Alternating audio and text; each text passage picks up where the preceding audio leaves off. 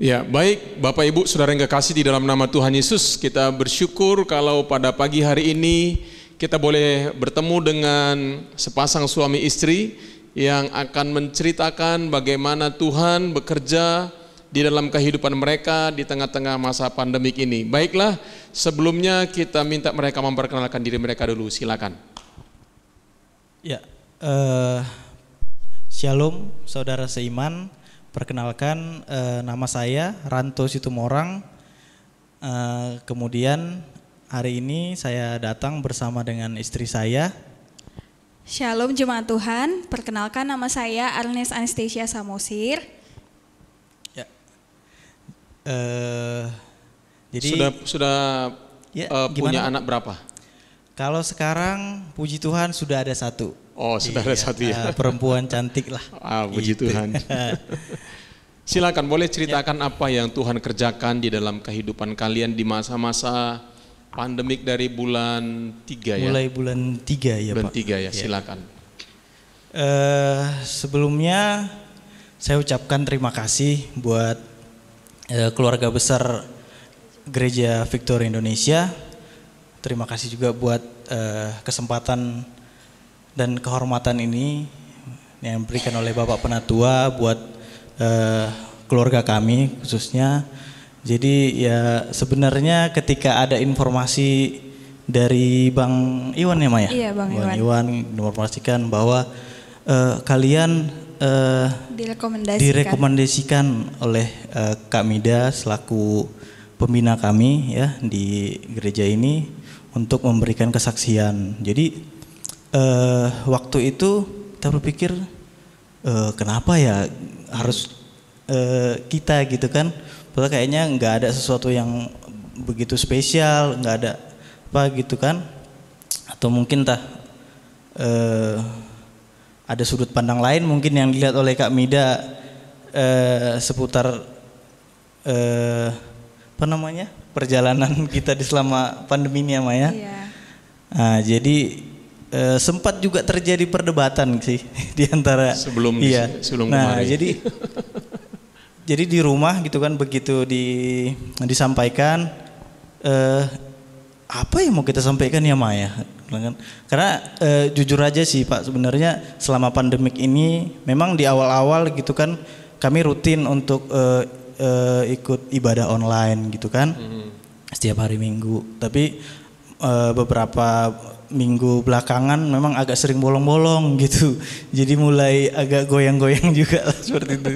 Nah, jadi memang apa yang mau kita sampaikan gitu kan. Nah, kemudian kita diskusi sama istri gitu kan.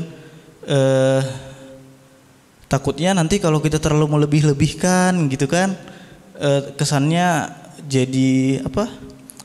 Riak lah istilahnya, terlalu meninggikan gitulah. Ya, tapi gimana mah kata Bang Iwan mah? Jadi kami hampir nggak mau kesaksian sebenarnya Pak. Gitu. Ya, kami secara pribadi agak merasa mungkin agak tertuduh gitu ya Pak, karena ya itu tadi ibadah kami pun sebenarnya tidak terlalu intim sekali gitu dengan Tuhan, tapi kami Tuhan kasih kesempatan untuk memberikan kesaksian ini tuh kayak aku ngerasa kayak Tuhan sebenarnya lagi mau ingatkan kami lagi gitu untuk balik sama Dia gitu kan Pak. Karena kayak kami ngerasa kayaknya kita belum layak ini ngasih kesaksian ini, tapi kenapa Tuhan kasih kesaksian buat kita gitu kan. Sampai perdebatannya lumayan alot, lumayan panas gitu kan Pak. Sampai aku malam itu juga jam 12:30 karena kami berdebat sampai lewat jam 12:30 aku WA sama Bang Iwan. Bang Iwan, sebenarnya kami pengen banget ngasih kesaksian ini, tapi kayaknya kami ngerasa belum pantas gitu kan, belum layak. Kayak ada sesuatu di hati kami yang masih perlu dikoreksi gitu. Kami ngerasa seperti itu Pak. Jadi mungkin lain kali aja ya Bang Iwan, aku bilang gitu kan. Terus kata Bang Iwan, waduh malam banget nge-WA-nya. Ya soalnya diskusinya juga sampai malam kan. Terus kata Bang Iwan gini, sebenarnya nggak ada yang pantas kok di antara kita. Kita semua sebenarnya nggak pantas, tapi justru karena kita tidak pantas, kita diberi kesempatan untuk menyaksikan kebaikan Tuhan itu adalah kehormatan buat kita. Jadi udahlah gas aja nih kata Bang Iwan. Gas aja. Dan kalaupun dirimu takut misalkan nanti nggak tahu harus ngomong apa, nanti ada kok penatua kita yang akan membimbing gitu kan. Yang penting justru sebenarnya aku semakin yakin kalau sampai iblis menaruh tuduhan seperti itu di dalam pikiran kalian, berarti sebenarnya justru kesaksian kalian ini yang sangat dibutuhkan oleh jemaat kita gitu. Sampai mungkin iblis nggak pengen kesaksian kalian tuh didengar oleh jemaat kita. Dan disitulah aku kayak, oh ya udah Tuhan, berarti memang aku harus ceritakan tentang apa yang terjadi di keluarga kami selama pandemi ini gitu Pak. Oke, apa itu, silakan. Jadi ya seperti yang mungkin dialami juga keluarga-keluarga lain pada umumnya. Jadi setelah kondisi pandemik, pekerjaan saya kan Pak sebagai sales, kebetulan sales mobil. Jadi di bulan 1, di bulan 2 gitu kan ya penjualan saya pribadi terhitung ya bagus lah ya. Terus kemudian setelah masuk tanggal 8 Maret ada himbauan untuk social distancing dan lain-lain gitu kan. Nah secara langsung gitu mempengaruhi lah ekonomi mulai dari bulan 3 gitu kan. Nah jadi ya kita juga kan bingung nih harus bagaimana gitu kan. Keuangan juga sudah mulai menipis gitu kan. Nah puji Tuhan ada istri saya yang selama ini menemani saya, seperti ketika Hawa diciptakan oleh Allah ya di kitab Kejadian, bahwa Hawa adalah sebagai penolong seperti itu ya. Jadi ketika saya betul-betul tidak bisa berkontribusi penuh dalam hal ekonomi terutama ya untuk keluarga kami, istri saya dengan berkat yang diberikan padanya melalui kreativitasnya, melalui kerja tangannya dapat menopang hampir 100% mungkin ya Maya untuk ekonomi keluarga kami seperti itu. Walaupun memang kadang ya namanya juga keluarga kami kan itu masih keluarga baru ya Pak. Kadang gitu ada pertengkaran juga gitu, tapi selalu kita coba untuk berdamai dengan keegoisan kita, dengan apa kita, dengan selfish lah ya. Kemudian kita kembali untuk berdoa bersama-sama, mohon ampun gitu kan. Ya yang terus menerus doa tadi lah sebagai penopang kami lah menghadapi setiap bulan gitu. Mana di bulan depan nih kita nggak tahu nih mau makan apa, mau dapat apa namanya penghasilan dari mana seperti itu kan. Tapi puji Tuhan berkat Tuhan itu selalu ada seperti itu. Iya Pak. Mungkin Mama bisa sambung dulu Mah. Apa yang kamu, bisnis apa sih kamu sekarang? Apakah ini baru atau sebelumnya juga sudah? Jadi saya mengerjakan bisnis ini tuh sudah sampai hari ini udah terhitung 1 tahun 10 bulan Pak. Jadi mulai mengerjakannya di awal 2019. Ini produk orang lain berarti ya? Saya ngerjakan bisnis multi level. Ya, multi level yang bergerak di bidang kecantikan. Gitu kan Pak. Jadi awalnya kenapa saya ngerjain itu karena kan saya dulu bekerja gitu kan Pak. Saya punya pekerjaan yang terhitung bagus gitu. Tapi di Jakarta, tapi karena kami menikah dan suami di Medan, kami kemudian diskusi kayaknya nggak cocok sih kalau suami istri jauh-jauhan gitu. Akhirnya saya mengalah, saya resign gitu kan Pak. Nah karena sudah terbiasa punya kegiatan, punya penghasilan gitu, kayaknya kayak aneh aja gitu kalau nggak punya kegiatan, nggak punya penghasilan. Dan memang pada saat itu saya memang niatnya mau membantu suami. Walaupun pada saat saya memulai itu sebenarnya secara finansial suami saya sangat mampu untuk membiayai keluarga kami karena waktu itu penjualan masih sangat normal, bahkan lebih lah bisa dikatakan seperti itu kan Pak. Ya tapi waktu itu memang niat saya untuk membantu gitu, walaupun ya itu seperti tadi ya nggak ada sebenarnya yang perlu dibantu. Nah kemudian seperti yang dijelaskan sama suami saya, di bulan 3 mulai datang ria-ria di pekerjaan suami saya. Susah banget buat jualan gitu kan, karena suami nggak punya gaji pokok Pak. Di perusahaannya dia nggak punya gaji pokok, jadi memang murni kalau ada penjualan baru ada penghasilan gitu. Ada jualan mobil ada penghasilannya. Nah jadi waktu Maret itu udah nggak ada penjualan sama sekali kan Pak? Sama sekali. Iya nggak ada sama sekali. Jadi 3, artinya 4, 5, 6, 7, 8. Nggak ada sama sekali. Jadi sekali artinya nggak ada ya? Iya nggak ada gitu Pak, sama sekali dari pekerjaan suami saya nggak ada. Nah tapi ya jujur waktu di awal Maret itu saya berpikir gini, karena kan bisnis saya ini bergerak di bidang kecantikan, bukan di bidang yang primer gitu ya Pak. Kayak sebenarnya kalau pikiran kita manusia berpikir siapa sih yang mau beli lipstik, bedak, makeup, skincare gitu di masa pandemi seperti ini. Apalagi tidak ada pesta-pesta ya. Iya, apalagi nggak ada pesta-pesta gitu kan. Orang pasti nyimpan cash kan, nyimpan uang gitu. Tapi itulah ya Pak, apa yang nggak pernah kita pikirkan Tuhan bisa kerjakan. Dan di bulan Maret itu omset di bisnis saya itu meningkat, terus bonusnya juga meningkat. Meningkatnya itu drastis banget Pak, meningkat aku katakan sampai 100%. Wow. Iya, jadi di Maret itu meningkat, boleh sebutin nominal? Boleh saja. Pak. Nah, jadi di bulan Maret itu, di bulan September bonus saya itu dari bisnis itu sekitar 4 juta, kemudian di Maret itu sekitar 6,8 juta. Di bulan April jadi 8,4 juta, di bulan Mei jadi 10,2 juta, gitu Pak. Dan itu sampai sekarang masih stabil di angka 8 sampai 9 juta. Udah 7 bulan gitu pandemi, dan saya sendiri sadar gitu, nggak mungkin ini karena kekuatanku gitu. Dari mana bisa ngerjain seperti ini kalau bukan karena Tuhan yang bekerja gitu kan. Dan puji Tuhan memang kita punya pembina yang selalu mengingatkan, selalu benar. Pembina kami bilang nggak ada rezeki istri, nggak ada rezeki suami, yang ada rezeki rumah tangga gitu. Dan itu sih yang aku pegang sejak awal aku resign. Aku berpikir aku Tuhan resign ini mempertahankan rumah tangga kami gitu.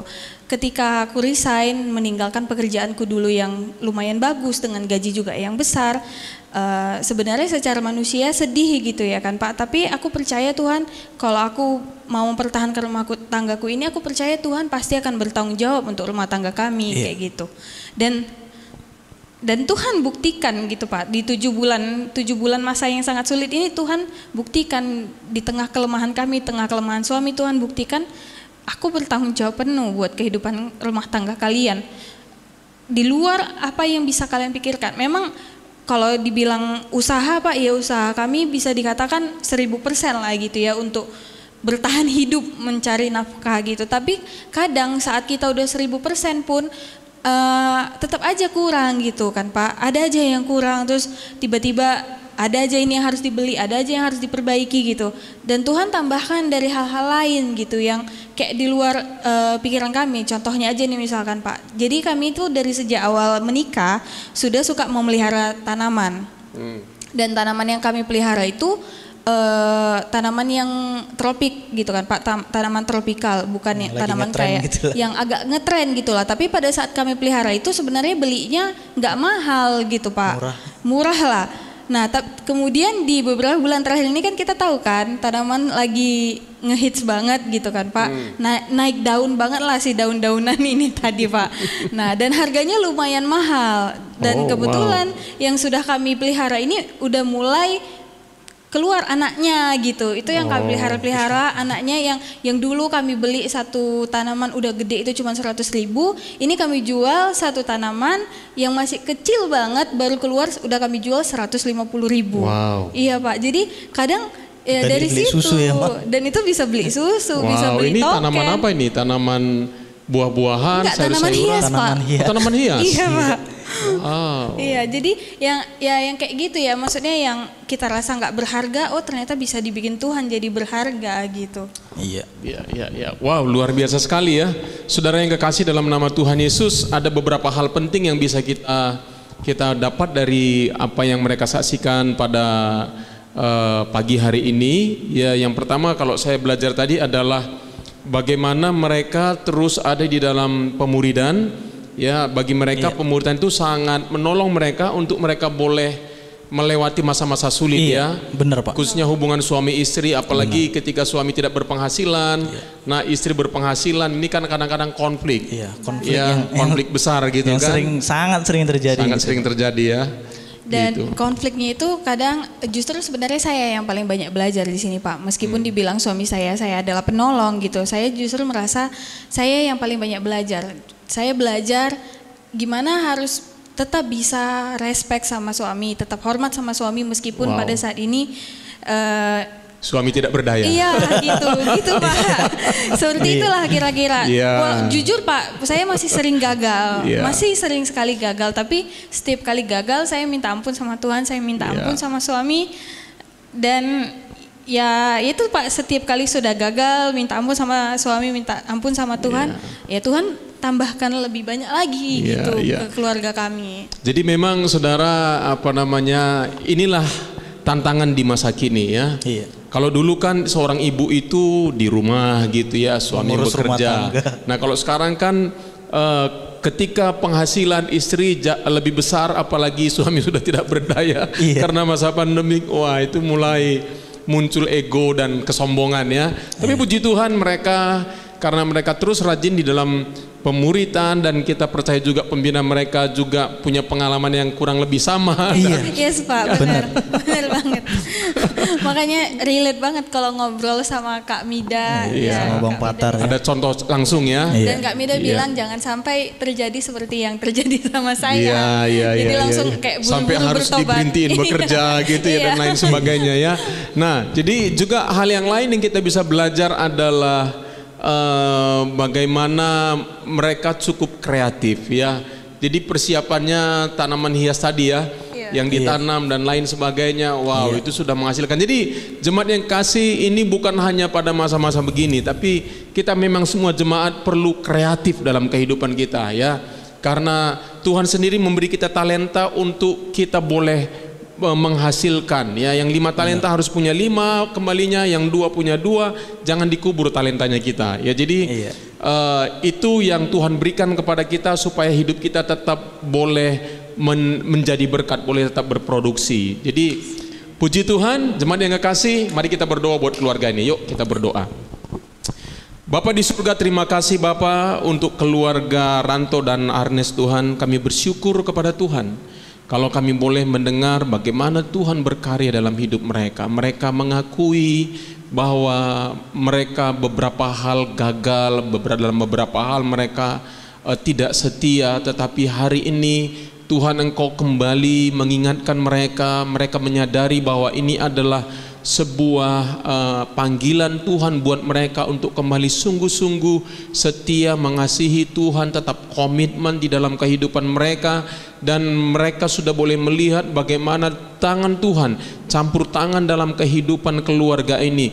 Justru di saat-saat di mana Ranto suaminya Tuhan tidak bisa memberikan penghasilan, tetapi istrinya Tuhan berkati, Arnis Tuhan Yesus lewat bisnis yang dia kerjakan.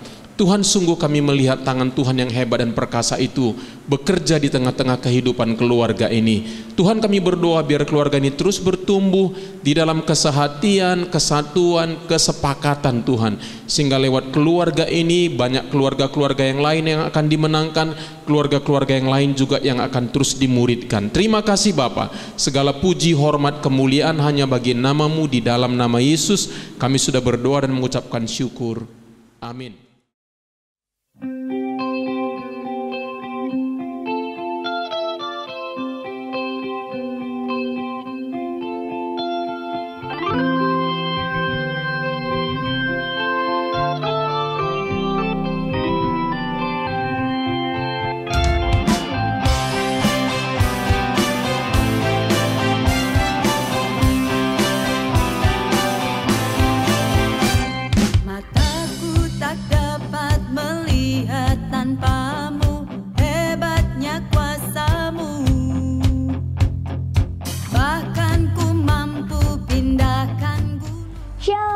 hari Minggu Jemaat Tuhan. Selamat datang di ibadah online GVI Sitri Blessing Community Medan. Akan ada perjamuan kudus di ibadah hari ini. Untuk itu silakan persiapkan roti dan anggur sebagai perjamuan Anda. Apabila tidak memiliki roti dan anggur, Anda bisa menggantinya dengan biskuit ataupun sirup. Kabar gembira bagi Bapak Ibu pekerja Sitri Global mengundang seluruh keluarga besar Gereja Sitri Indonesia untuk mengikuti online Global Conference untuk merayakan 40 tahun anniversary. Sitri Church Movements akan diadakan pada tanggal 5 November 2020. Untuk informasi pendaftaran, segera klik link yang ada di description box pada video ini. Bagi Anda yang akan memberi persembahan, Anda bisa melakukannya dengan mentransfer persembahan saudara melalui Bank BNI atas nama GVI Blessing Community Medan dengan nomor rekening 200-123-5007 atau Bank BCA atas nama Jofrida Boru Regar dengan nomor rekening 820-5077-312. Atau bisa juga melalui aplikasi pembayaran online dengan memindai kode QR yang tertera di layar Anda. Juga Anda bisa membayar janji pasti melalui rekening khusus pembangunan. Setiap transaksi silakan mengkonfirmasinya kepada Saudari Jofrida Siregar. Kami juga menyediakan layanan bagi Bapak Ibu Saudara yang membutuhkan dukungan doa dengan menghubungi Bapak Iwan Lauli dengan kontak yang ada di description box pada video ini. Murid Kristus setelah penantian lama, akhirnya minggu depan pada tanggal 8 November 2020, kita akan mengadakan ibadah offline bersama di gedung gereja kita. Ibadah offline ini hanya diperuntukkan bagi divisi youth, profesi, dan juga keluarga. Untuk jadwal dan informasi selanjutnya, silakan menunggu konfirmasi dari pihak sekretariat. Teruslah ikuti doa gabungan jemaat yang dilakukan secara online setiap hari Sabtu pukul 5 sore. Ibadah online Gereja Anak Sigu bisa diikuti di channel yang sama mulai pukul 9 pagi setiap minggunya. Dampingilah selalu anak saudara selama mengikuti ibadah Gereja Anak. Silakan mengikuti seluruh platform media sosial Blessing Community untuk mendapatkan informasi ter-up-to-date. Sekarang mari persiapkan hati dan waktu terbaik saudara untuk mengikuti ibadah hari ini. Selamat beribadah.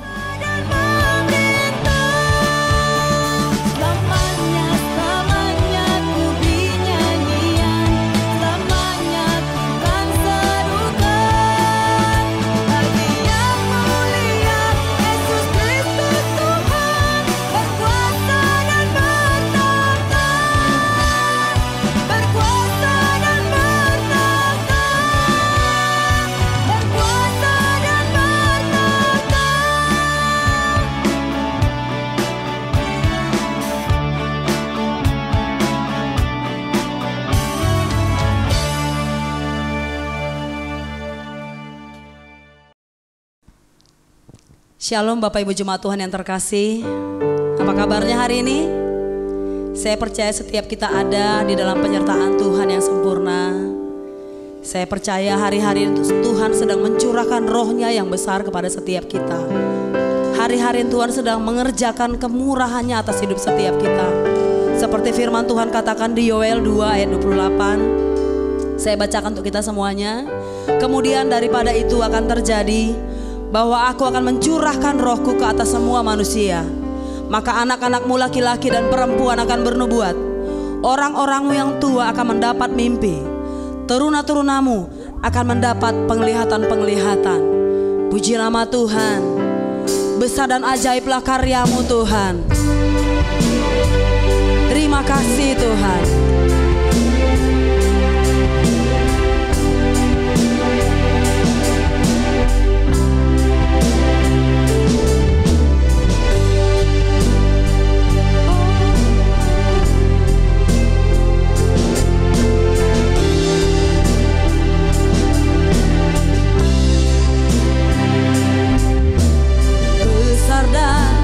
Ajaiblah karyamu.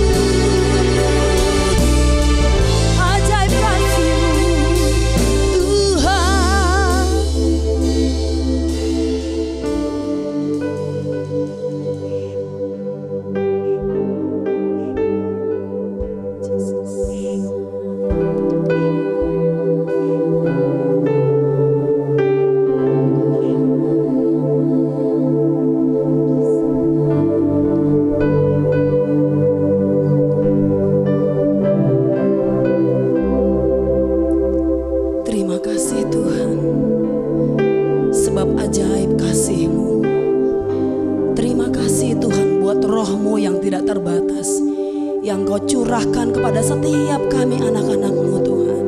Dan kami katakan Engkau Allah yang layak ditinggikan, Engkau Allah yang layak diagungkan, dulu, sekarang, sampai selama-lamanya.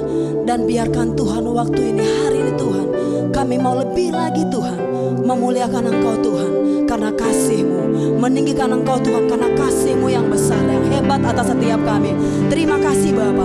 Terpujilah Engkau Tuhan dulu, sekarang, sampai selama-lamanya.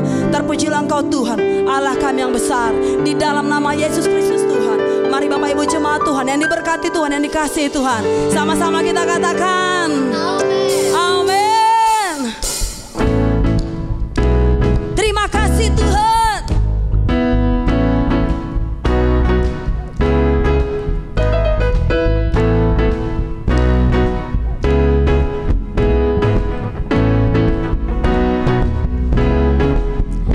Kasih yang begitu besar, lebih kuat dari dosa.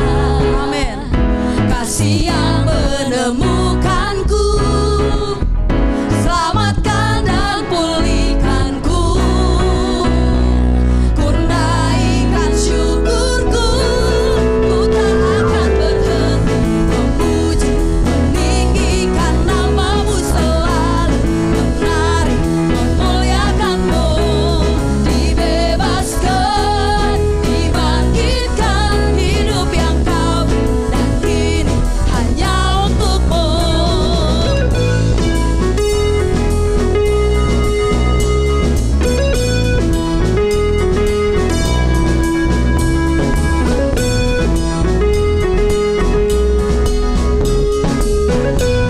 Sama-sama katakan, kasih yang begitu besar, lebih kuat dari dosa. Kasih yang menemukanku, selamatkan dan pulihkanku. Ku naikkan syukurku, ku tak akan berhenti memuji, meninggikan nama-Mu selalu, menari, memuliakan-Mu. Dibebaskan, dibangkitkan, hidup yang Kau beri, dan kini hanya untuk-Mu. Takkan berhenti memuji, meninggikan nama-Mu selalu, menari, memuliakan-Mu.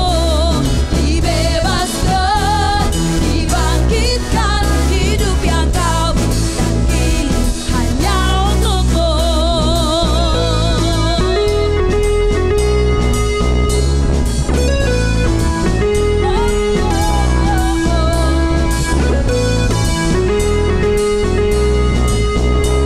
Kami naikkan syukur kepada-Mu Tuhan.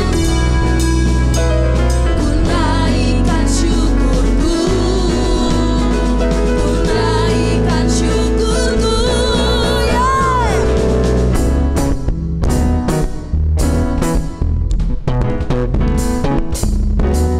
amin Tuhan.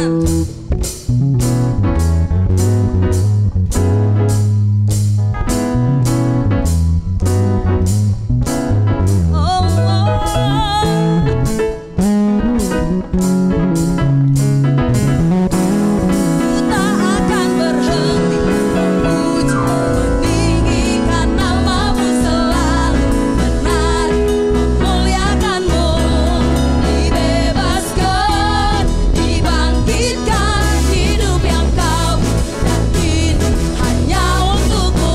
Takkan berhenti memuji, meninggikan nama-Mu selalu, menari, memuliakan-Mu.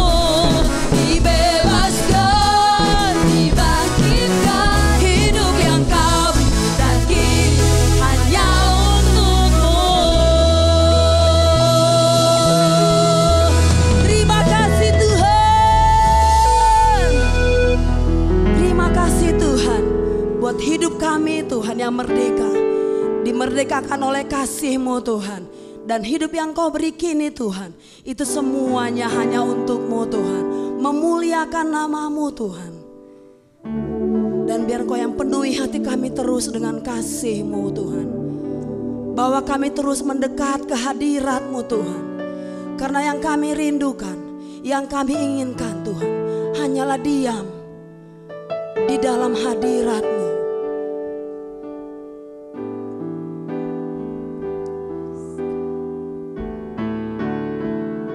Terima kasih.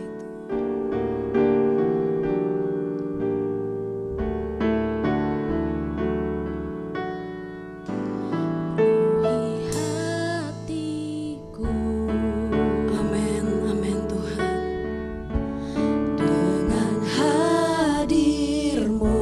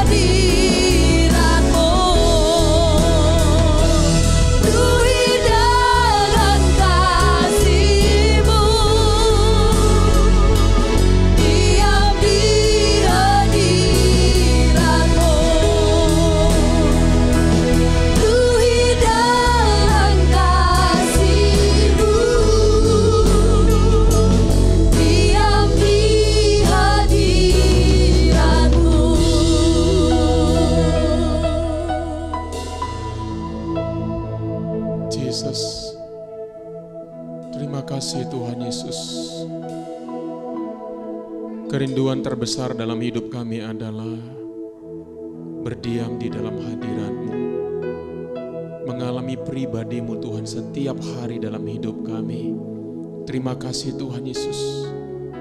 Kasih-Mu kepada kami sempurna, kasih yang tidak dibatasi oleh apapun ya Tuhan. Terima kasih Tuhan, kami aman di dalam naungan-Mu, di dalam lindungan-Mu, di dalam penyertaan-Mu Tuhan. Kasih-Mu adalah kasih yang tanpa syarat bagi kami.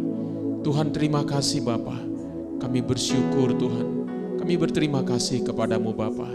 Bapa Surgawi, sebentar kami akan mau mendengarkan firman-Mu. Berbicaralah kepada kami. Nyatakanlah isi hati-Mu kepada kami Tuhan. Urapi hamba-Mu yang menyampaikan dan setiap kami yang mendengarkannya. Terima kasih Bapa. Di dalam nama Tuhan Yesus kami sudah berdoa dan mengucapkan syukur. Semua kita yang percaya katakan amin. Puji Tuhan, selamat pagi jemaat Tuhan yang kekasih di dalam nama Tuhan Yesus. Terima kasih untuk tim Prophetic yang boleh melayani kita hari ini. Saudara yang kekasih dalam nama Yesus, pagi ini kita sama-sama akan belajar dari kebenaran firman Tuhan dan judulnya adalah hati yang bersih.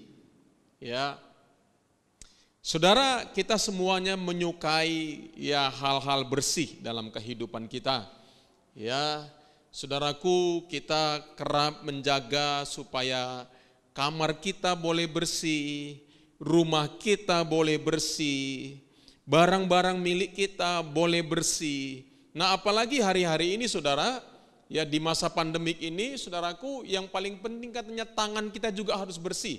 Ya, kita rajin-rajin mencuci tangan, ya, saudaraku, ini adalah sebagai tindakan preventif, ya, tindakan supaya kita boleh tetap sehat pada masa-masa kini.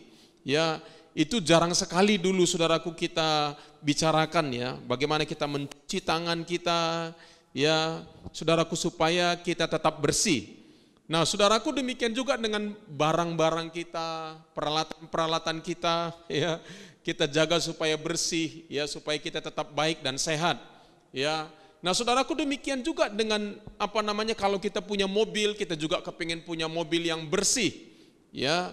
Bersih itu rasanya segar, bersih itu rasanya sehat, saudaraku, ya. Nah, saudara, tetapi berapakah banyak di antara kita yang saudaraku benar-benar memperhatikan, memperdulikan, ya, atau benar-benar saudaraku menjaga supaya hatinya bersih, ya. Saudaraku, bahkan mungkin kadang-kadang saudaraku ini tidak menjadi prioritas utama dalam kehidupan kita. Padahal saudaraku, hati kita itu paling utama, hati kita itu paling penting, ya. Apa yang di dalam diri kita jauh lebih penting daripada apa yang di luar diri kita. Kitab Amsal berkata begini, jagalah hatimu dengan segala kewaspadaan, karena dari situlah terpancar kehidupan. Saudaraku, di dalam salah satu terjemahan bahasa Inggris dikatakan, and keep watch over your heart with all care. Ya, dengan menjaganya dengan segenap kekuatanmu, ya, so you will have life. Jadi engkau akan memiliki kehidupan. Saudara yang kekasih dalam nama Tuhan Yesus, saudara, ternyata menjaga hati kita bersih itu sangat amat penting. Ya, seluruh kehidupan kita, ya, itu bergantung daripada bagaimana hati kita, bagaimana kondisi hati kita akan mempengaruhi seluruh kehidupan kita pada hari ini, mempengaruhi seluruh kehidupan kita, bahkan masa depan kita, tergantung kepada situasi dan kondisi hati kita. Bukan kepada situasi dan kondisi yang ada di luar sana, tetapi situasi dan kondisi yang ada di dalam hati kita. Sudah banyak bicara tentang tentang bagaimana kita, saudaraku, berbicara tentang pemikiran, pembaharuan pikiran dan lain-lain sebagainya. Karena dalam pengalaman saya sendiri juga, saudaraku, saya melihat hal ini memang sangat-sangat penting. Ya, saudara, kita perlu menjaga hati kita supaya hati kita senantiasa bersih, saudara. Kalau hatimu bersih, maka sukacita, kebahagiaan, ketenangan, kedamaian, apalagi rasa optimis, ya, saudaraku, itu akan mengalir keluar dari hati saudara. Kenapa? Hatimu bersih. Ya, ada pengampunan dan macam-macam hal-hal yang baik keluar dari sana, saudara, ya. Jadi saudaraku, kebenarannya bahwa Tuhan sudah memberi kita hati yang baru. Ya, ketika kita lahir baru, Tuhan sudah memberi kita hati yang baru. Nah, ya, di dalam kitab Yehezkiel dikatakan begini, saudaraku. Kamu akan kuberikan hati yang baru dan roh yang baru di dalam batinmu. Wow, dahsyat sekali. Ya, ini hal-hal yang penting dalam kehidupan kita. Ya, kalau kita sudah memiliki hati yang baru, roh yang baru, ya, roh kita tadinya mati, tidak memiliki persekutuan dengan Tuhan. Sekarang setelah kita menerima Yesus sebagai Tuhan dan Juru Selamat pribadi kita, roh kita dihidupkan, dan bukan hanya itu. Sesuatu yang tidak dimengerti, dipahami oleh agama-agama lain, bahkan roh Allah diam di dalam diri kita, tinggal di dalam diri kita. Nah, kalau roh Allah sudah ada di dalam diri kita, apalagi yang kurang dalam hidup ini sesungguhnya? Tidak ada lagi, saudaraku, yang kurang. Sebab itulah hal-hal yang utama. Yang lain-lain boleh ada, boleh tidak. Ya, tetapi kalau roh Allah sudah berdiam di dalam diri kita, berarti hal yang utama di dalam kehidupan kita sudah kita miliki, saudaraku. Ya, saudaraku, sama seperti tangan dan jam tangan. Tangan ini yang esensi. Jam tangan saudara boleh punya, boleh tidak. Demikianlah dalam kehidupan kita. Hal-hal lain dalam kehidupan ini boleh kita miliki, boleh tidak. Tetapi yang utama, Tuhan sudah memberikan kepada kita hati yang baru dan roh yang baru. Nah, hati yang baru, saudaraku, adalah sumbernya, saudaraku. Roh yang baru adalah Tuhan berdiam di dalam diri kita dan melewati hati kita, bermanifestasi di dalam tindakan, perkataan, perbuatan kita, saudara. Ya, sekali lagi firman Tuhan berkata, kamu akan kuberikan hati yang baru dan roh yang baru di dalam batinmu, dan aku akan menjauhkan dari tubuhmu hati yang keras dan kuberikan kepadamu hati yang taat. Wow. Katanya taat itu kunci berkat, saudara. Ya, 1 ons ketaatan lebih penting daripada 1 ton doa. Bukan berarti doa itu enggak penting. Saudaraku, sekalipun kita banyak berdoa, tapi kalau kita tidak pernah taat kepada apa yang Tuhan katakan kepada kita, maka doa-doa kita enggak memiliki dampak dalam hidup ini, saudara. Ya, saya tidak berkata jangan berdoa. Berdoa, saya juga adalah orang yang suka berdoa, saudaraku. Tetapi saudaraku, Tuhan berkata kepada aku akan memberikan kepadamu hati yang taat.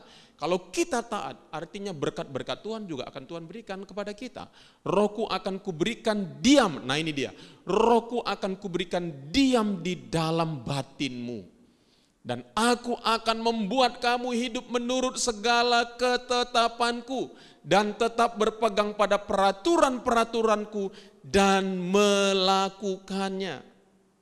Ya, nah saudaraku, Allah menjanjikan memberikan ini kepada kita, dan ketika kita di dalam perjanjian baru, ketika kita lahir baru, maka hati yang baru dan roh yang baru itu ada di dalam batin kita.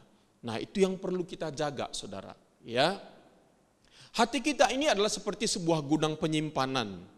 Ya, itu seperti gudang perbendaharaan. Ya, gudang penyimpanan yang mengeluarkan barang-barang dari dalamnya. Ya, apakah yang ada dalam gudang penyimpanan saudara? Ya, apakah yang ada di dalam ingatan-ingatan saudara? Apakah yang ada di alam bawah sadar saudara? Apakah yang ada di dalam hati saudara? Apakah hal-hal baik dan benar atau hal-hal jahat? Firman Tuhan berkata begini, orang yang baik mengeluarkan barang yang baik dari perbendaharaan hatinya yang baik. Nah, saudara, jadi kalau orang yang baik itu katanya saudaraku, ya, dia mengeluarkan barang-barang yang baik. Jadi orang yang baik itu tergantung dari apa isi gudang hatinya itu, apa isinya. Ya, saudaraku, apakah hal-hal yang baik, memberkati orang lain, mengasihi orang lain, mengampuni orang lain, menerima orang lain apa adanya, ya, menasehati orang lain, menegur orang lain dengan penuh kasih. Apakah isi daripada gudang perbendaharaan hati kita hal-hal yang demikian? Ya, dan orang yang jahat mengeluarkan barang-barang yang jahat dari perbendaharaannya. Apa itu, saudaraku? Kata-kata makian, ya, kutukan, ya, apalagi saudaraku, menggerutu, bersungut-sungut. Ya, apakah hal-hal itu najis, hal-hal yang najis, hal-hal yang enggak benar, ya, ada di dalam perbendaharaan kita? Saudaraku, sekali lagi bahwa ketika sesuatu terjadi dalam kehidupan kita, maka respon-respon kita itu enggak bisa enggak keluar dari gudang perbendaharaan hati kita. Ya, jadi katanya orang yang jahat mengeluarkan barang-barang yang jahat dari perbendaharaannya yang jahat. Karena, nah ini jelas, yang diucapkan mulutnya meluap dari hatinya. Kita bisa saja mencoba untuk menahan-nahan, ya. Tapi pada waktunya, saudaraku, ketika kondisi semakin terjepit, maka semua yang ada di gudang perbendaharaan kita akan keluar. Wah, sehingga kita kaget, kok masih ini yang aku keluarkan dari perbendaharaan hatiku. Ada orang pada tingkat tertentu, dia masih bisa menguasai dirinya. Tapi saudaraku, pada saat-saat tertentu lagi, udah nggak sanggup lagi saudaraku, maka semuanya tumpah ruah keluar, saudara.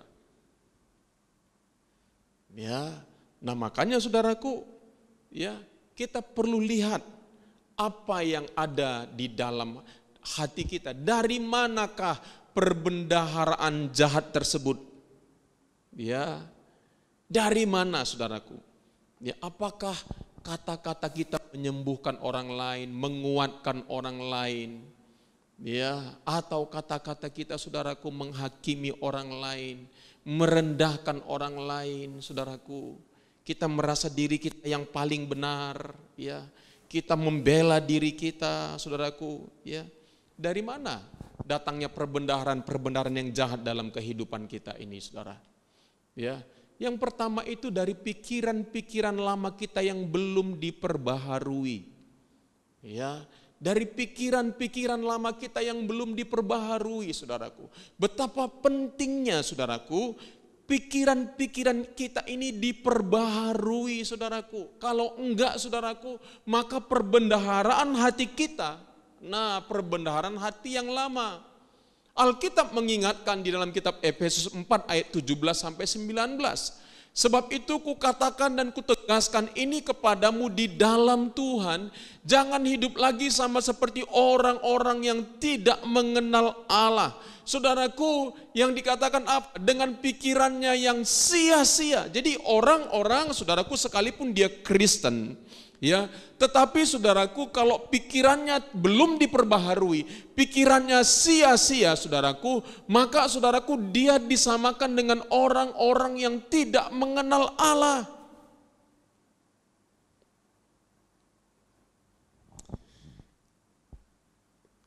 Betapa pentingnya, saudara, kita mengenal. Minggu lalu kalau nggak salah kita bicara tentang mengenal pikiran-pikiran kita. Apa sih sebenarnya yang selalu muncul di dalam pemikiran-pemikiran kita? Coba kita kenalin pikiran-pikiran kita. Apakah pikiran-pikiran yang muncul ya di dalam otak kita ini, dari otak kita, saudaraku, apakah pikiran-pikiran itu menyenangkan Tuhan enggak ya? Pikiran-pikiran kita ini membantu kita bertumbuh di dalam Tuhan enggak ya? Atau pikiran kita selalu yang negatif, selalu hal-hal yang sia-sia, selalu hal-hal yang enggak benar, saudaraku, yang selalu muncul dari sana. Ya, persungutan, ketidakpuasan, apakah hal-hal tersebut selalu muncul di dalam pemikiran kita, saudaraku? Ya, kita perlu kenalin. Ya, kenapa, saudaraku? Kalau kita tidak mengenalinya, kita tidak akan pernah berubah.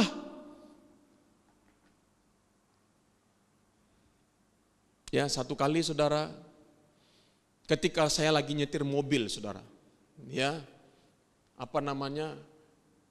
dalam perjalanan tiba-tiba muncul, saudaraku, di dalam pemikiran saya, ya, pop up muncul dari sana, saudaraku, ada sebuah nama diucapkan, saudara. Ya, setiap kali nama itu diingatkan oleh alam bawah sadar saya, saudaraku, itu, saudaraku, saya enggak enak hati. Ya, saya jengkel, saya marah, saudara. Apa yang saya lakukan dengan pemikiran yang seperti itu? Dan kerap kali pikiran-pikiran seperti itu muncul di dalam pemikiran saya. Saya berkata kepada Tuhan dengan jujur, saya katakan, Tuhan, ini keadaan pikiran saya. Saya enggak suka dengan pikiran ini, Tuhan. Tapi pikiran ini kerap kali menyiksa saya.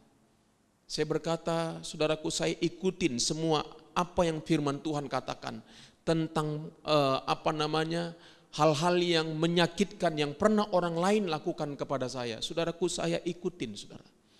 Semua prinsip-prinsip kebenaran saya bawa, saya ampuni, saya bahkan berkati orang tersebut, saudara. Wow, ketika, saudaraku, saya lakukan itu, saudara, saya merasakan ketenangan, saudara. Saya merasakan kedamaian, saudara. Ya, hal-hal itu, saudaraku, dulu kerap muncul di dalam pemikiran saya, saudaraku. Saya bawa kepada Tuhan. Saya enggak mau, saudaraku, pikiran-pikiran itu menghantui pemikiran saya, menekan saya, saudaraku. Menekan hidup saya. Nah, makanya katanya, saudaraku, jangan hidup lagi sama seperti orang-orang yang tidak mengenal Allah dengan pikirannya yang sia-sia dan pengertiannya yang gelap, jauh dari hidup persekutuan dengan Allah karena kebodohan yang di dalam mereka dan karena kedegilan hati mereka, perasaan mereka telah tumpul. Nah, ini jalan mundur, saudara. Lihat ya, jalan mundur itu selalu dimulai dari mana, saudaraku? Kalau menurut ayat ini, jalan mundur itu selalu dimulai daripada pikiran saudara. Lihat, kalau menurut ayat ini apa? Ya, pikiran sia-sia. Lalu jalan mundurnya apa? Pengertiannya jadi gelap. Setelah pengertiannya gelap apa? Jauh dari hidup persekutuan dengan Allah. Setelah jauh dari hidup persekutuan dengan Allah, jadi apa? Jadi bodoh. Ya. Lalu setelah itu apa? Katanya karena kedegilan hati mereka. Jalan mundurnya lagi apa? Degil hatinya. Lalu apa yang terjadi? Perasaannya telah tumpul. Sehingga apa? Mereka menyerahkan diri kepada hawa nafsu dan mengerjakan dengan serakah segala macam kecemaran. Jadi, saudaraku, keberhasilan kita dan kegagalan kita menurut ayat ini itu dimulai daripada pikiran kita. Jadi, saudaraku, benar-benar, saudaraku, ya, kau harus benar-benar mengenali pikiranmu. Ingat, pikiran yang kau tidak kenali tidak akan bisa berubah. Jadi coba terus kenali pikiran saudara. Ya, hal-hal apa yang muncul di sana, saudaraku? Ya, pikiran-pikiran lama kita. Ya, saudaraku, engkau bawa kepada Tuhan. Ya, dan selesaikan di hadapan Tuhan. Dan juga paling bagus kalau engkau bisa menemukan seseorang di dalam hidupmu yang kau bisa ceritakan tentang apa yang ada dalam pikiranmu. Hal-hal yang masih muncul di dalam pemikiranmu, ceritakan kepada pembinamu, saudaraku, dan minta engkau didoakan, saudara. Nah, itu caranya apa? Mencabut akar-akar itu seperti itu, saudara. Ya, jadi pikiran-pikiran lama kita ini, saudaraku, jalan keluarnya apa? Pembaharuan pikiran, saudara. Ya, kitab Roma 12 ayat 2 berkata begini, janganlah kamu menjadi serupa dengan dunia ini. Apakah hari ini hidup kita serupa dengan dunia? Cara dunia, ya, cara orang-orang dunia, ya, menjalani kehidupan berkeluarga, cara-cara orang dunia hidup di dalam singleness-nya, cara-cara orang dunia ini, saudaraku, membangun hubungan satu dengan yang lain. Cara-cara dunia ini saudaraku berbicara tentang uang. Apakah kita masih sama saudaraku?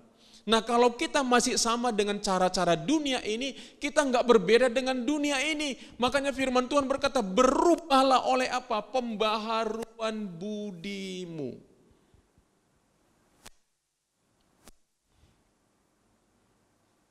Kalau kita nggak berubah saudaraku, ya kita tidak akan menerima berkat-berkat Tuhan. Kalau pikiran kita tidak berubah, tidak diperbaharui, maka kita tidak akan mengalami berkat-berkat Tuhan di dalam hidup kita. Janganlah kamu menjadi serupa dengan dunia ini, tetapi berubahlah oleh pembaharuan budimu, sehingga kamu dapat membedakan manakah kehendak Allah, apa yang baik, yang berkenan kepada Allah, dan yang sempurna. Jadi saudaraku, perbendaharaan hati kita itu, kenapa perbendaharaan hati kita jahat saudaraku? Karena itu berasal dari pikiran-pikiran lama yang belum diperbaharui. Itulah yang mencemarkan hati kita, dapat mencemarkan hati kita saudara. Yang kedua, saudaraku, kedagingan. Ya. Galatia 5 ayat 19 sampai 21 dikatakan begini. Perbuatan daging telah nyata. Ingat saudaraku ya. Ketika pikiran kita, ya, pikiran-pikiran lama, pikiran-pikiran yang enggak benar, ya, dalam firman Tuhan berkata begini. Apa yang keluar, bukan apa yang masuk yang menajiskan seseorang, tetapi apa yang keluar dari seseorang itulah yang menajiskan orang itu. Alkitab berkata, karena dari hati orang timbul pikiran-pikiran jahat. Nah, pikiran-pikiran itu saudaraku akan termanifestasi lewat perbuatan-perbuatan. Nah, itulah yang disebut dengan perbuatan daging, saudara. Apapun yang kita lakukan dalam hidup kita itu dimulai daripada pikiran kita. Nah, saudaraku, kenapa perbenaran jahat ada di dalam hati kita itu karena kedagingan, karena pikiran kita tadi jahat, lalu perbuatan itu saudaraku, pikiran itu dinyatakan lewat perbuatan, namanya perbuatan daging. Perbuatan daging katanya telah nyata, apa itu? Percabulan, kecemaran, hawa nafsu, penyembahan berhala, sihir, perseteruan, perselisihan, iri hati. Nah, saya kenapa berhenti di sini, saudara? Kadang-kadang dalam kehidupan kita, ya saya sebagai pendeta juga lah, saudaraku. Kadang-kadang dalam kehidupan saya masih ada hal-hal seperti ini, saudara. Ya, saya nggak suka dengan perbuatan daging ini, saudara. Satu kali ketika ini muncul di dalam lewat pemikiran saya bilang, Tuhan, ini bukan berasal daripadamu Tuhan. Orang iri hati itu saudara tahu apa?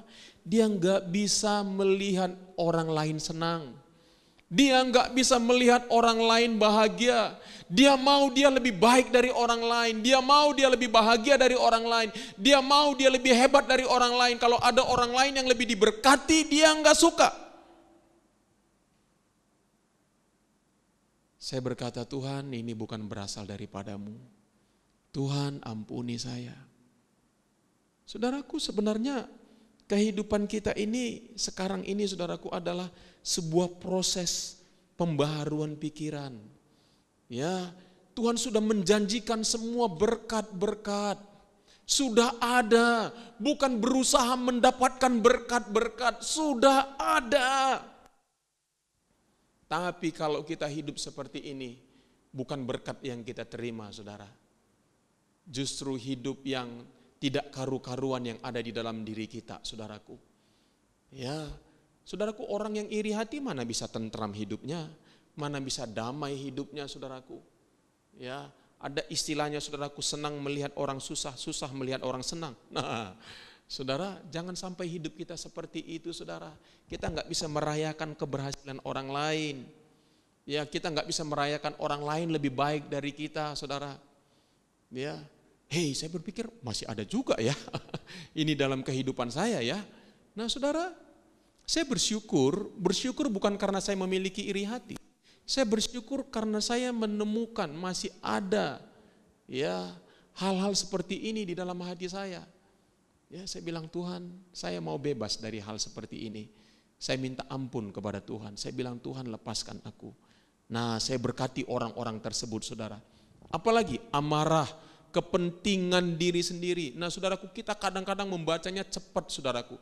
Kadang-kadang kita enggak menemukan hal-hal yang mengubah kehidupan kita. Mari, saudara.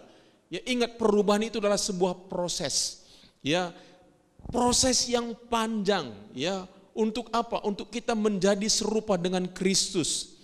Proses yang panjang untuk kita membuang semuanya sampah-sampah yang mengotori hati kita, saudara.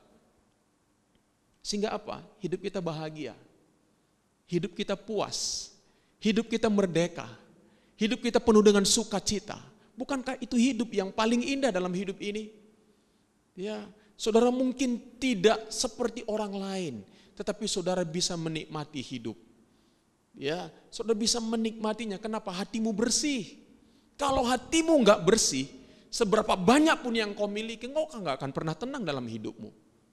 Tapi kalau mungkin saja engkau adalah orang yang sederhana, tapi kalau hatimu bersih, enggak ada yang seperti ini, iri hati, kepentingan diri sendiri, percideraan, roh pemecah lagi, saudaraku. Ya, selalu ingin memecah belah, saudaraku. Kedengkian, mabuk-mabukan, pesta pora dan sebagainya. Terhadap semuanya itu kuperingatkan kamu, seperti yang telah kubuat dahulu, bahwa barang siapa melakukan hal-hal yang demikian tidak akan mendapat bagian dalam kerajaan Allah. Ya saudara, kita biasanya kalau kita punya rumah, ya punya kamar, ya saudaraku, kadang-kadang karena udah banyak kotornya, hidung kita udah terbiasa dengan segala bau-bauan yang ada di sana. Kita nggak merasakan lagi itu bau kamar kita misalnya. Tetapi ketika orang lain datang, dia bilang, bau sekali nih kamarmu. Tapi bagi kita udah nggak bau. Jangan sampai saudaraku kita hidup dengan hal-hal seperti ini, tapi bagi kita itu sudah normal. No. Jangan sampai kita hidup dengan semua perbuatan daging ini, tetapi kita merasa hidup kita normal-normal aja. Jangan sampai, saudara.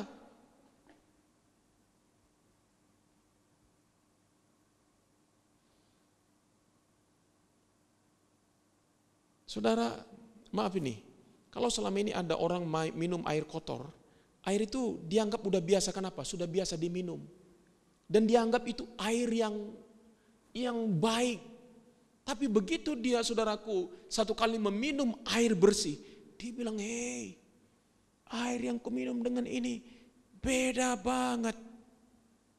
Ada orang, saudaraku, hidup dengan ini, dia biasa normal-normal saja. Sampai satu kali Tuhan wahyukan kepada dia, ada sebuah kehidupan yang jauh lebih baik yang dia hidupi. Dia bilang, hey, ternyata hidup yang kuhidupin kemarin itu adalah hidup sampah. Nah, aku ingin menghidupi kehidupan yang demikian. Alangkah indahnya kalau saudara hidup tanpa kedengkian.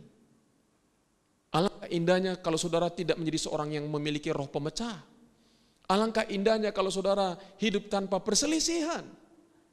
Ya. Tanpa amarah, tanpa kepentingan diri sendiri. Wow, alangkah indahnya hidup seperti itu. Itu yang Tuhan janjikan kepada kita, saudara. Tapi kalau kita hidup seperti ini, kita nggak bisa menikmati hidup yang Tuhan sudah janjikan kepada kita. Mari saudara, temukan hal-hal itu dalam diri saudara. Biarkan Tuhan yang mewahyukan itu kepada saudara. Dan ketika Tuhan mewahyukan itu kepada saudara, saudara datang dan bawa semuanya kepada Tuhan. Sehingga saudara akan menikmati kehidupan yang Tuhan sudah janjikan kepadamu. Jalan keluarnya katanya, hiduplah oleh roh, atau hidup dipimpin oleh roh Allah. Ya, jadi untuk mengalahkan perbuatan-perbuatan daging itu, saudaraku, izinkan hidupmu dipimpin oleh roh Allah. Nah, lihat ya, sedikit ini sudah biasa saya kasih tahu. Saudaraku, roh Allah berdiam di dalam roh kita. Nah, jiwa kita sedang proses pemulihan. tubuh kita ini saudaraku akan sempurna pada waktu Yesus datang nanti yang kedua kali saudaraku. Nah saudara, supaya roh kita, apa yang ada di dalam roh kita, saudaraku, ya buah roh katanya adalah apa? Sukacita, damai sejahtera, kebaikan, kemurahan dan lain sebagainya. Itu bisa mengalir menjadi perbuatan. Nah, jiwa kita ini harus sepakat dengan roh Allah. Ya, kalau roh Allah maunya mengasihi tapi kita membenci, nggak bisa mengalir kasih Allah lewat hidup kita. Lalu kita berkata, Tuhan aku kok nggak bisa mengasihi, berikanlah kasih-Mu kepadaku. Tuhan bilang sudah. Kenapa kasih Allah nggak bisa mengalir lewat hidup kita? Karena jiwa kita belum diperbaharui. Nah, jiwa yang belum diperbaharui menunggangi daging sampailah kita menjadi perbuatan daging. Jadi katanya hiduplah oleh roh Allah. Firman Tuhan bilang begini, maksudku ialah hiduplah oleh roh, maka kamu tidak akan menuruti lagi keinginan dagingmu. Jadi kalau saya hidupnya dipimpin oleh roh Allah dan melewati jiwa saya yang sudah diperbaharui, ya saya mengalahkan daging itu mudah. Kalau apa? Kalau jiwa saya sudah diperbaharui, pikiran-pikiran saya sudah diperbaharui. Makanya kasih, kemurahan, kebaikan, penguasaan diri bisa melewati saya dan menjadi perbuatan dalam hidup saya. Jadi saudaraku, fokus kita bukan mengalahkan dagingnya, tapi fokus kita menurut ayat ini adalah hidup oleh roh. Hidup oleh roh itu artinya apa? Hidup dikuasai juga oleh firman Allah. Saudara rajin berbahasa roh, rajin bersekutu dengan Tuhan. Ketika pikiranmu lagi enggak memikirkan apa-apa, sembahlah Tuhan, muliakanlah Tuhan. Ketika pikiranmu mulai timbul hal-hal yang jahat, bawa kepada Tuhan. Nah itu artinya engkau hidup oleh roh. Hidup ini kadang-kadang begitu cepat.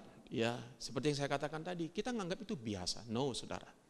Ya, semakin saudara ya menemukan diwahyukan oleh Tuhan hal apa yang saudara perlu berubah, semakin indah hidupmu. Ya. Yang ketiga, hubungan-hubungan yang rusak. Ya.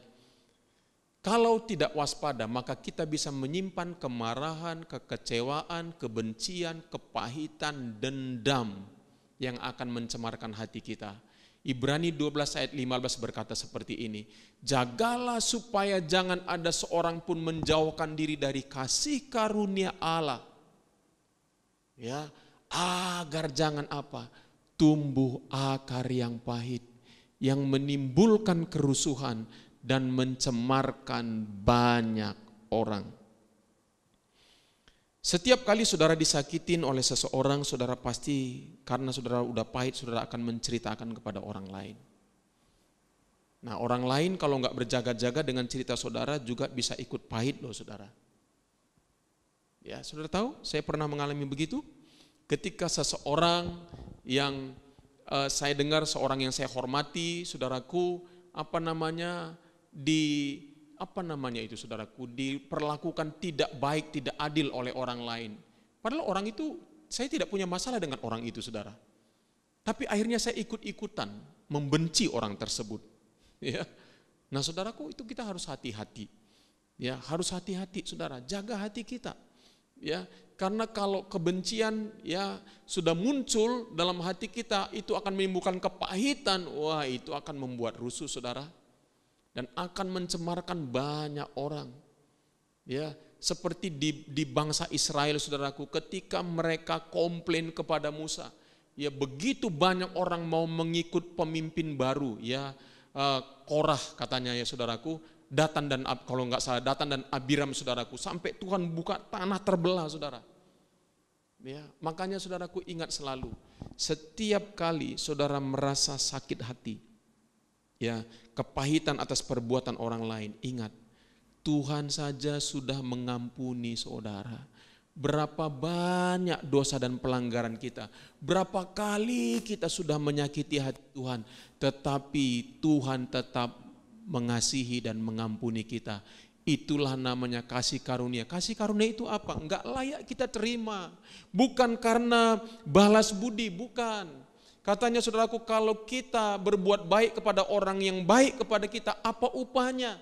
Tetapi kalau kita berani mendoakan orang yang menyakiti kita, kita memberi kepada dia apa yang tidak pantas dia terima, itulah namanya kasih karunia. Ingat, makanya doa Bapa kami apa katanya? Ampunilah kami, seperti kami apa? Sudah mengampuni orang yang bersalah kepada kami. Orang yang hidupnya pahit itu saudaraku, aduh hidup penuh tekanan saudara. Kepahitan itu menimbulkan banyak sakit penyakit loh saudara.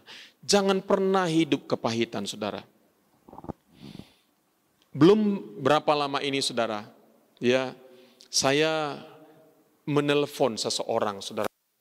Yang saya rasa pernah menyakiti dan mengkhianati saya saudara. Saya angkat telepon. Ya, saya dengar dia ada persoalan sedikit saudaraku. Saya telepon dia. Saya katakan, apa kabar kamu? Wah, dia bilang surprise. Mari menjadi orang yang hidup di dalam kasih karunia. Ya, saya tidak berkata bahwa ketika kalau orang bersalah kepada kita, kita nggak berkata, oh nggak apa-apa, it's okay. No. Kita tidak meringankan rasa sakit yang sudah dia perbuat atas kehidupan kita. Tetapi mari kita menjadi orang yang menerima kasih karunia dan memberi kasih karunia juga kepada orang lain. Ya, ketika saudara mau mengampuni orang lain, saudara beban yang bertonton dalam hidup saudara itu akan saudara tinggalkan. Saudara akan merdeka, saudara akan bebas. Satu beban yang begitu berat saudara pikul, saudara akan lepaskan dalam kehidupan saudara. Nah, kalau saudara, karena ingat, apalagi di masa-masa pandemik ini saudara. Ya, kemarin di dalam doa juga saudaraku terjadi pembongkaran suami istri, keluarga. Saudaraku yang terus ada bersama-sama, itu enggak mudah saudara. Kita akan melihat lebih dalam kekurangan, kelemahan, dosa, perbuatan yang menyakiti dari orang-orang yang ada di sekitar kita. Apa yang paling perlu kita lakukan? Pengampunan. Dengan pengampunan saudaraku, engkau menjaga hatimu tetap bersih. Ingat, kalau engkau memiliki hati yang bersih, maka saya percaya berkat-berkat Allah akan mengalir dalam kehidupanmu saudara. Ya, sekali lagi pengampunan tidak berarti bahwa kita melupakan. Saya nggak bisa lupa perbuatan orang lain yang menyakiti saya. Ya. Tapi ketika saya mengingatnya, sudah tidak sakit lagi. Itu artinya saya sudah mengampuni. Ya, saya nggak bisa lupa. Karena itu sebuah hal-hal yang khusus terjadi dalam kehidupan kita. Hal-hal yang ekstrim dalam hidup kita selalu kita ingat. Hal yang paling menggembirakan kita selalu ingat. Hal yang paling menyakitkan pasti akan selalu kita ingat. Ya, tetapi sekalipun kita ingat hal-hal yang menyakitkan, kita tidak lagi sakit hati, saudara. Kita bahkan berkata, Tuhan terima kasih Tuhan. Ya, karena lewat itu aku mengalami hal-hal yang baik dalam kehidupanku. Ya, setiap kali ada hal-hal yang seperti itu dalam hidup saudara, ingat bahwa Tuhan sedang menyiapkan berkat-berkat dalam hidup saudara. Asal saja saudara mau mengampuni orang-orang yang menyakiti hatimu. Sama seperti Ayub, ingat enggak? Ketika dia berdoa buat sahabat-sahabatnya, Tuhan berkati dia berapa kali lipat? 2 kali lipat loh saudara. Jadi kalau saudara mengampuni, maka saudara akan diberkati Tuhan seperti Ayub juga, saudara. Nah, jalan keluarnya adalah hidup dalam kasih karunia dengan jalan memberi pengampunan. Ya, yang terakhir, saudara, berkat hati yang bersih. Aliran-aliran Roh Kudus dapat mengalir di dalam dan melalui hidup kita. Ya, kita akan mengalami kesembuhan, kemerdekaan, sukacita, damai sejahtera, kemenangan, keberhasilan hidup yang berdampak. Firman Tuhan dalam kitab Yohanes 7 ayat 38 sampai 39 berkata, barang siapa percaya kepadaku seperti yang dikatakan oleh kitab suci, apa katanya? Dari dalam hatinya akan mengalir aliran-aliran air hidup. Wow. Yang dimaksudkannya ialah roh yang akan diterima oleh mereka yang percaya kepadanya. Sebab roh itu belum datang karena Yesus belum dimuliakan. Itu sebelum Yesus naik ke surga dan Roh Kudus turun. Sekarang roh itu ada di dalam diri kita. Katanya kalau roh itu ada bekerja di dalam diri kita dan melalui diri kita, maka dia akan mengalirkan aliran-aliran air hidup. Karena kehidupanlah yang mampu memberikan kehidupan. Saudaraku, kalau hati kita bersih, maka aliran-aliran air hidup, aliran daripada Allah Roh Kudus akan mengalir lewat hidup kita. Bukan hanya memberkati kita, tetapi juga memberkati orang-orang di sekitar kita. Saudara yang kekasih dalam nama Tuhan Yesus, jaga hatimu tetap bersih. Tuhan sudah memberikan engkau hati yang baru dan roh yang baru. Engkau perlu jaga itu supaya hati itu bersih. Saudaraku, sama seperti kalau kita punya mobil baru. Ketika kita melewati jalan becek, mobil itu akan kotor. Nah, itu kita perlu bersihkan lagi, saudara. Setiap hal-hal yang kotor, saudaraku, kita perlu bersihkan. Hati kita perlu bersih supaya hidup kita menjadi hidup yang penuh dengan kemuliaan Tuhan, hidup yang diberkati oleh Tuhan, hidup yang luar biasa, dan hidup yang boleh menjadi berkat. Mari kita berdoa, saudara. Mari jemaat Tuhan jaga hati kita untuk tetap bersih. Ketika kita lahir baru, Tuhan sudah memberikan kepada kita hati yang baru dan roh yang baru. Dan bahkan kata Tuhan, aku akan membiarkan rohku diam di dalam batinmu. Wow, dahsyat sekali, saudara. Dahsyat sekali. Sepertiga dari hidup kita sudah baru, yaitu roh kita. Biarlah dalam kehidupan kita, kita boleh menjalani proses yang terus bertumbuh, supaya jiwa kita sepakat dengan roh Allah yang ada di dalam diri kita. Yesus, Terima kasih Tuhan. jaga hatimu dengan segala kewaspadaan. Bersihkan hatimu dari hal-hal yang kotor, dari hal-hal yang tidak benar.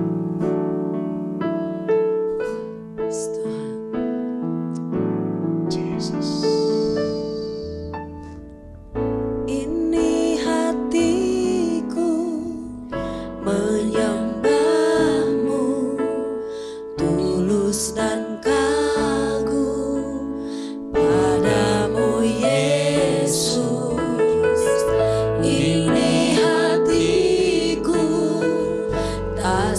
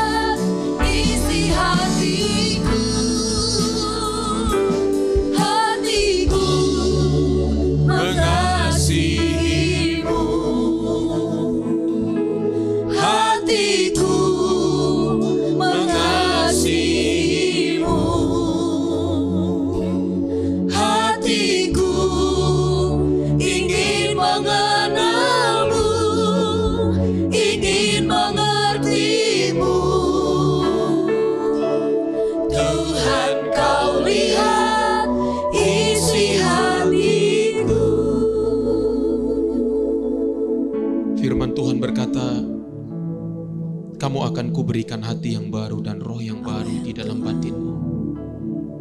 Dan aku akan menjauhkan dari tubuhmu hati yang keras, dan kuberikan kepadamu hati yang taat.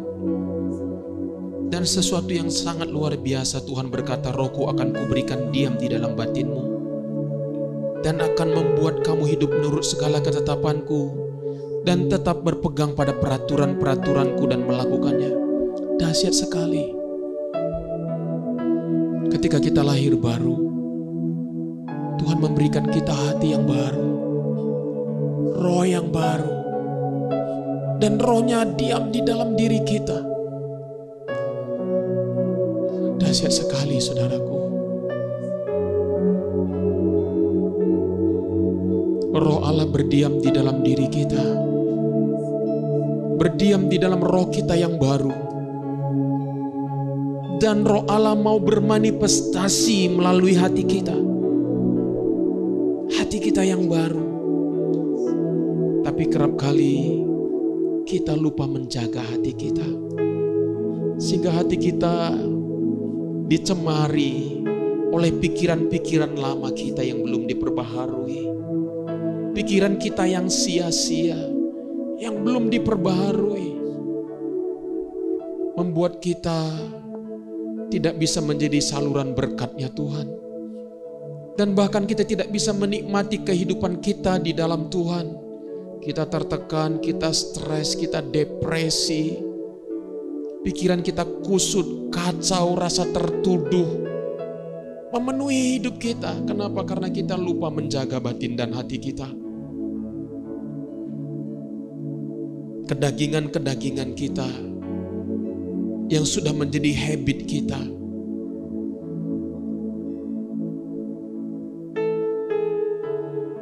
menjadi bahagian hidup kita, sehingga roh Allah tidak bisa termanifestasi dalam hidup kita. Juga karena hubungan-hubungan yang berpotensi melukai kita, kita jadi terluka. Kita jadi marah, kita jadi kecewa, kita jadi benci, kita jadi pahit, kita menjadi dendam.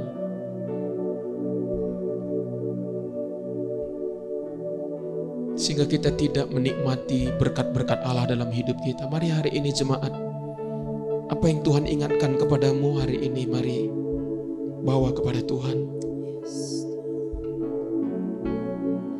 Selesaikan satu persatu apa yang kau rasa. Hal tersebut sering muncul dalam pikiranmu. Bawa kepada Tuhan. Begitulah cara engkau menyucikannya, menjaga hatimu. Begitulah caranya engkau menjaga hatimu tetap bersih di hadapan Tuhan. Dengan mengakui hal-hal yang mencoba mencemari hatimu dan batinmu.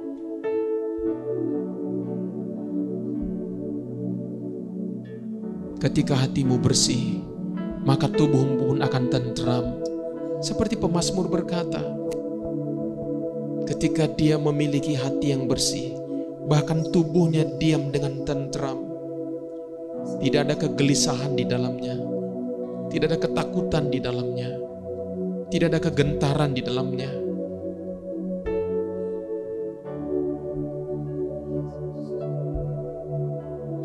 Engkau bisa memiliki istirahat yang baik. Kau bisa memiliki waktu-waktu yang indah dalam hidupmu. Haleluya.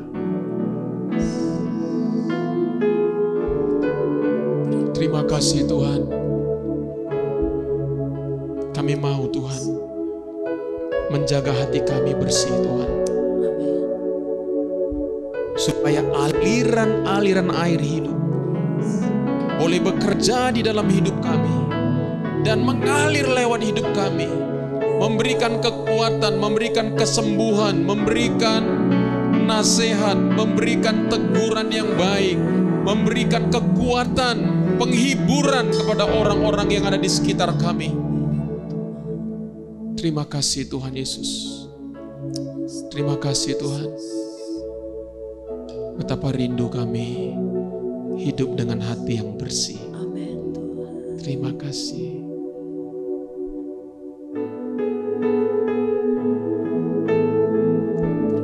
Terima kasih Yesus.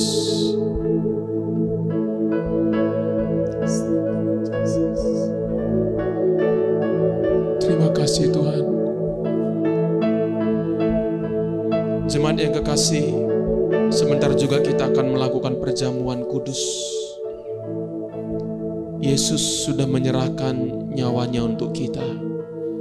Tubuh dan darahnya sudah terpecah-pecah dan darahnya sudah tercurah buat kita, menebus kita dari segala dosa-dosa kita. Dan seperti firman Tuhan katakan tadi, Dia bisa memberikan kita hati yang baru dan roh yang baru. Terima kasih Tuhan. Terima kasih untuk pengorbanan-Mu, karya-Mu yang luar biasa di kayu salib, membebaskan kami daripada hati yang bertuduh, menyembuhkan kami dari hati yang terluka,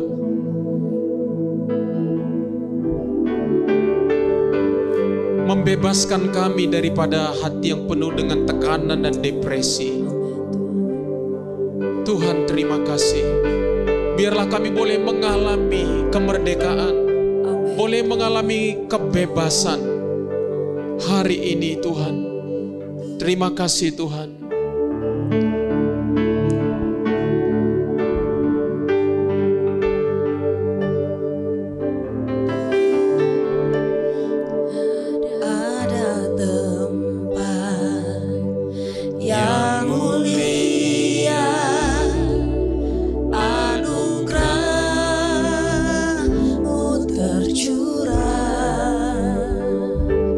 Kau berikan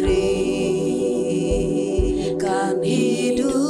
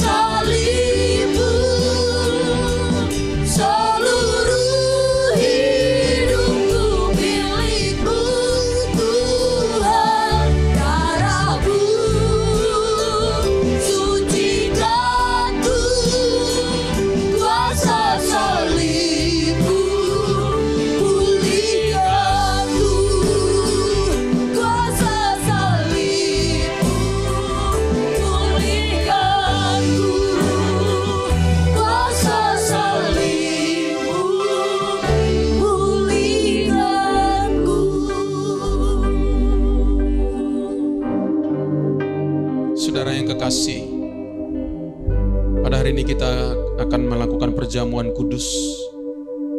Saya berharap semua saudara sudah dengan roti dan anggur di tangan saudara. Firman Tuhan berkata, sebab apa yang telah kuteruskan kepadamu telah aku terima dari Tuhan, yaitu bahwa Tuhan Yesus pada malam waktu ia diserahkan mengambil roti, dan sesudah itu ia mengucap syukur atasnya.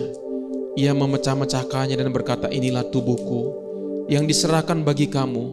Perbuatlah ini menjadi peringatan akan aku. Mari kita makan dengan iman di dalam nama Tuhan Yesus.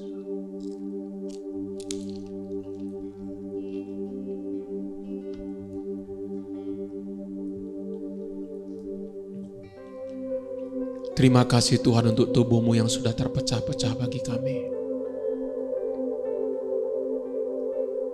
Roti hidup yang sudah dipecah-pecahkan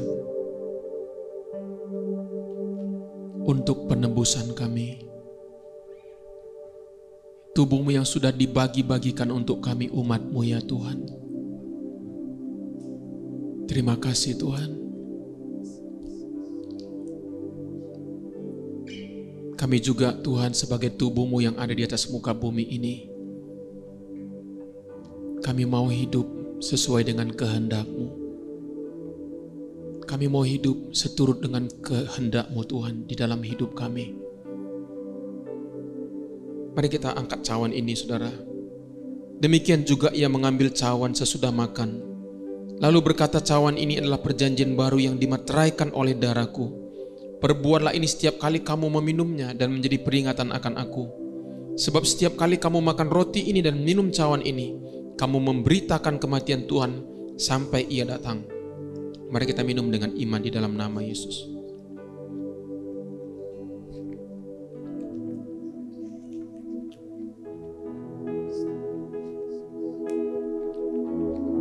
Terima kasih Tuhan untuk darah-Mu yang sudah tercurah bagi kami. Darah-Mu yang sudah tercurah di kayu salib, yang menebus kami dari perbuatan-perbuatan dosa, sehingga kami tidak lagi hidup sia-sia. Dan kami mau mendeklarasikan pengorbanan-Mu di kayu salib, penebusan-Mu atas kami. Kami berkata sekarang ini kami adalah milik-Mu, kepunyaan-Mu Tuhan. Dan semuanya berkat-berkat yang Allah sudah sediakan bagi kami, kami sudah miliki di dalam nama Tuhan Yesus. Kutuk digantikan menjadi berkat Tuhan Yesus. Terima kasih Bapa. Kami bersyukur kepadamu ya Tuhan. Kami terima berkat-Mu Tuhan. Terima kasih Yesus. Kami bersyukur. Kami berdoa Tuhan, biar lewat pengorbanan-Mu terjadi pemulihan di keluarga demi keluarga. Terjadi kesembuhan pribadi lepas pribadi, keluarga demi keluarga. Jemaat-Mu Blessing Community, terjadi pemulihan, terjadi kesembuhan, terjadi kebebasan, terjadi kemerdekaan. Semua berkat-berkat yang tersedia bagi kami di kayu salib menjadi milik kami, nyata bagi kami. Kesembuhan terjadi di dalam nama Yesus. Terima kasih Tuhan. Allah kami menjadi miskin supaya hidup kami diperkaya. Tuhan terima kasih Bapa, kami bersyukur kepadamu Tuhan.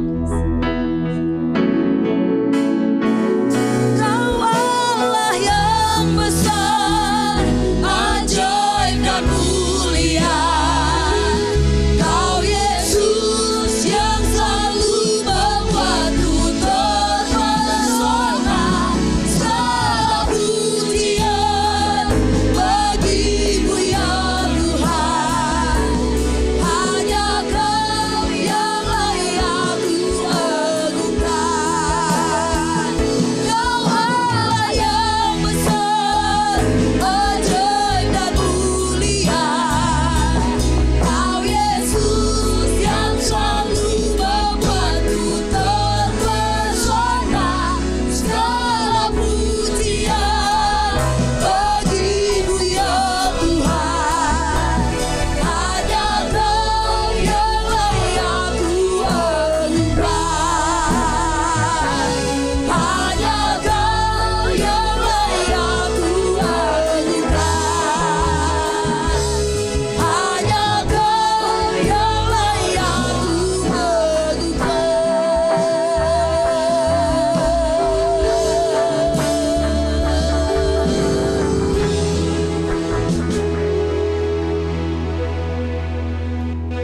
Terima kasih Bapa di surga.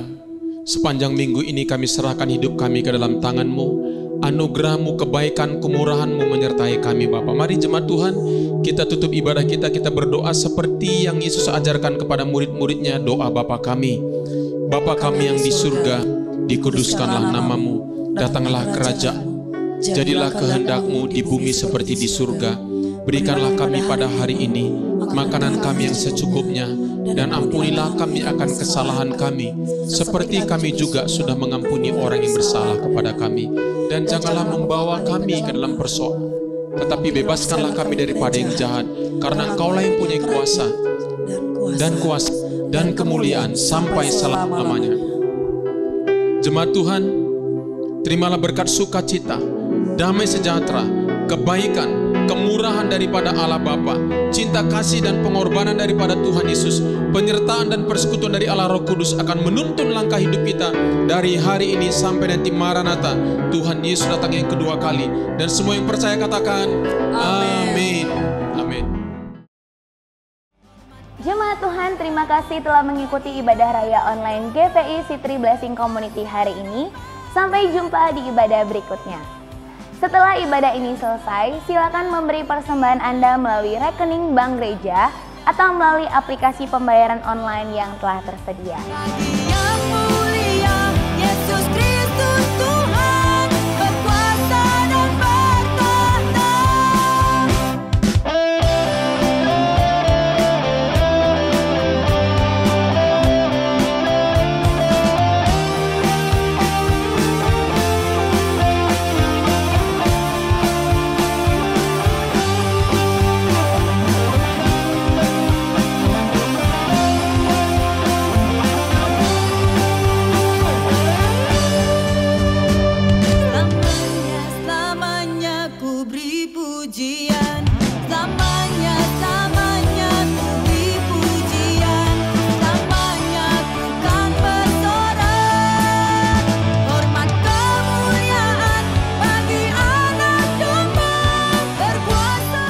Silakan subscribe YouTube channel ini dan follow sosial media Gereja Citri Blessing Community Medan.